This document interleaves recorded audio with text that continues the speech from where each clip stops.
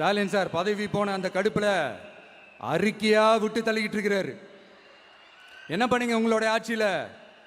மக்கள் பணத்தை, டாஸ்மாக்ல இருந்து அடிச்ச அந்த பணத்தை, ஊழல் செஞ்ச அந்த ஃபைல க்ளோஸ் பண்றதுக்கு அலையா அலைஞ்சிங்க. ஆனா இந்த விஜய் மக்களுக்கு தொந்தரவா இருக்கிற அதே டாஸ்மாக க்ளோஸ் பண்ணா. விவசாயிகளோட அந்த கடனை தள்ளுபடி மேக்சிமம் இந்த 1 மந்த்ல என்ன செய்ய முடியுமோ அதை செஞ்சான்.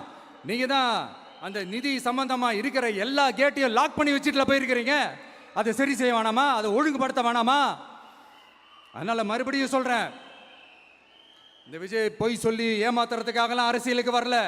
உங்க கூடவே நிக்கிறதுக்காக மட்டும்தான் அரசியலுக்கு வந்திருக்கிறேன். அதுல எந்த மாற்று கருத்துமே கிடையாது. கவலையப்படாதீங்க விவசாய பெருமக்களே. அடுத்து இந்த சட்டம் ஒழுங்கு, அது சரியில்லை இது சரியில்லைன்னு சொல்லி திமுகவும் மற்றும் பலரும் மாறி மாறி கூவுறீங்க. நான் ஒன்று கேட்குறேன், இந்த மாடல் அரசுன்னு சொல்றீங்களே, அதில் என்ன செஞ்சு வச்சுட்டு போயிருக்கீங்க? ஒரு ஊர் விடாம, ஒரு தெரு விடாம போதைப் பொருள் கலாச்சாரம் அப்படியே ஸ்ப்ரெட் ஆகி கொட்டி கிடக்குது. அது அப்பவே இனிஷியல் ஸ்டேஜ் அதை நீங்க கண்ட்ரோல் பண்ணியிருந்தீங்கன்னா இத்தனை பெண் குழந்தைகளை, இத்தனை பெண்களை இழக்க வேண்டிய ஒரு சூழ்நிலை ஏற்பட்டிருக்குமா? எல்லாத்தையும் பண்ணிட்டு பழிய தூக்கி ஏன் மேல போடுறாங்க.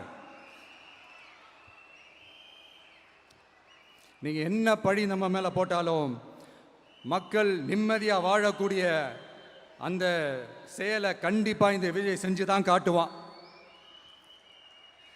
அதுக்காக தான் எஃபிஷியன்டான போலீஸ் ஆஃபீஸர்ஸ் நான் அப்பாயிண்ட் பண்ணியிருக்கிறேன்.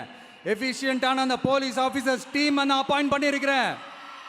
பெண்கள் பாதுகாப்பான அந்த சிங்கப்பெண் காவல் படை நெக்ஸ்ட் வீக் அதை இனாகரேட் பண்ண போறோம். தப்பு செஞ்சவங்களுக்கான தண்டனை, அதுக்கான சார்ஜ் ஷீட் எல்லாமே ரொம்ப ஃபாஸ்டா, ரொம்ப ஸ்பீடா செய்யறதுக்கான அந்த வேலையை செய்ய சொல்லி இருக்கிறோம்.